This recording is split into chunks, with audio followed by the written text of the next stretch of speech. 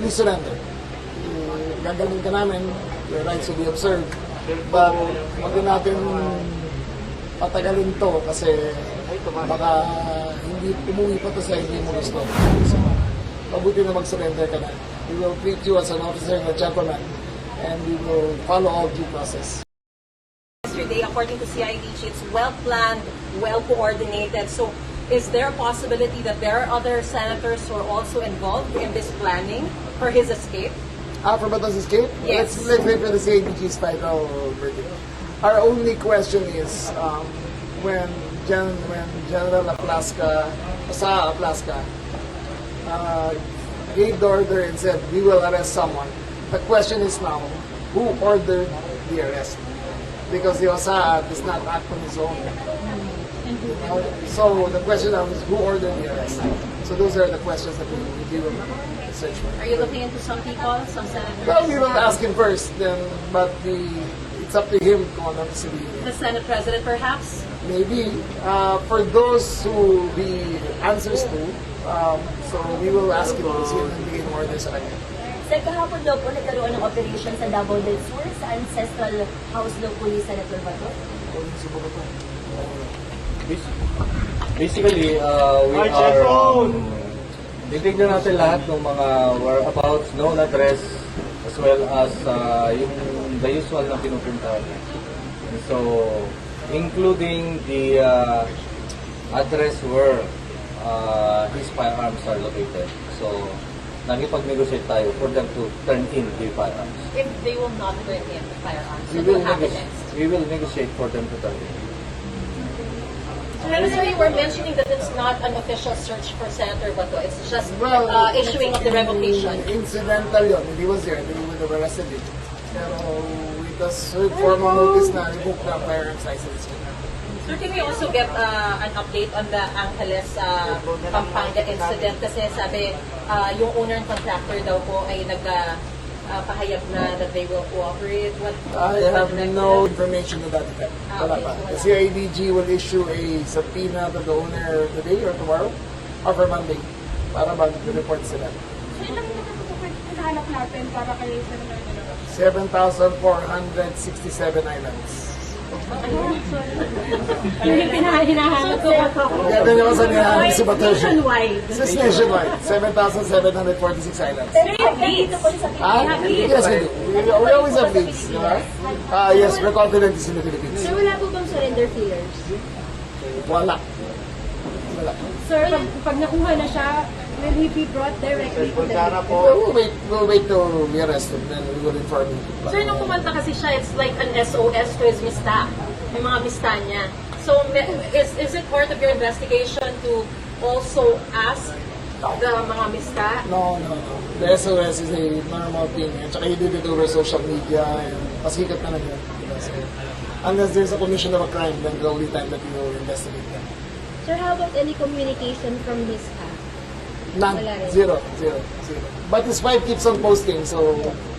But she has to understand that everything is done according to police procedure. Wala kami violate of police procedure. Everything according to the rules of engagement, pinapalo namin. Wala kami ginagawang tokhang. We do not violate any rules. We do not aggressively go in. Wala kami sufficient grounds para pumasok. Kasi ang sabi niya, kung hindi raw within the bounds of law ang ginagawa ninyo, sana mag-self-destruct na kayong lahat.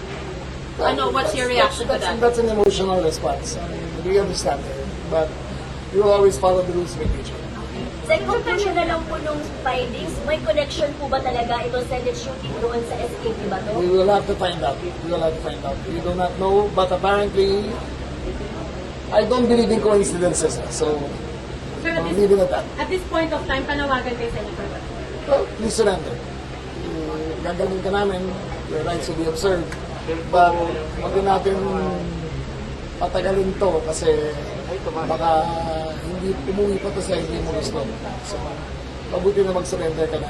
We will treat you as an officer and a gentleman and we will follow all due process. Sir, ano ba challenges? Nahihirapan ba tayo We have 7,467 islands. We have 225,000 policemen. We are disposing of all our resources para mahanap siya. But you have to understand, hindi madali ito. We have 40,000 plus barangays to search. Hindi madali yan. But you said you have leads. There are always leads. But 9 out of 10, the leads naman are just leads. So, just be patient and we will update you pala. Sir, how about yung remorse po na may mga former police officials na po na tumutulong? I don't think so. We will investigate that. But I think the PNP is more professional than that. Sir, silence obstruction of justice filed by the CADG, kay Senator Robin Padilla and others. I think the video speak for itself. That he helped in escape. So, I think, ayun yan. You're convinced, sir, that the escape will not happen without his participation? Well, the videos again speak for itself. Kasama sila lumabas, sumakay sa kotse niya. And so, the videos speak for itself. You believe, sir, he is the mastermind? No, I'm just saying that the videos speak for itself. Sir, are you contemplating to reward system like the approval to Senator Bato? Pero, considering that, but apparently it's not effective yet. So, hindi namin ko anong kailangan. Sir, how about you? Mga directives lang to sinabi ng firearms, kompleto na raw po yung investigation sa Senate shooting. What are your forensic. The records of investigation, of course, we have submitted.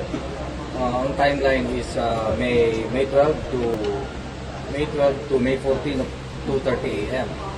Okay, when Senator Bato was seen or left the premises of Senate. And after a while, due to in the continuing investigation, of course, documents ay nakuha natin. So last week or the other day, we have referred those records of investigation to the DOJ. What are your directives lang kung halimbawa there are other senators who are involved in the planning of the escape of Bato? You know, they know the consequences, especially it's What are you looking cuddling or cuddling in or helping a person with. Are you also looking into that apart Yes, from Senator all of them, Robert? all of those. All the majority. Yes, the records of investigation have been forwarded already to DOJ. Sila ang taga-usig, kami taga-produce ng ebidensya.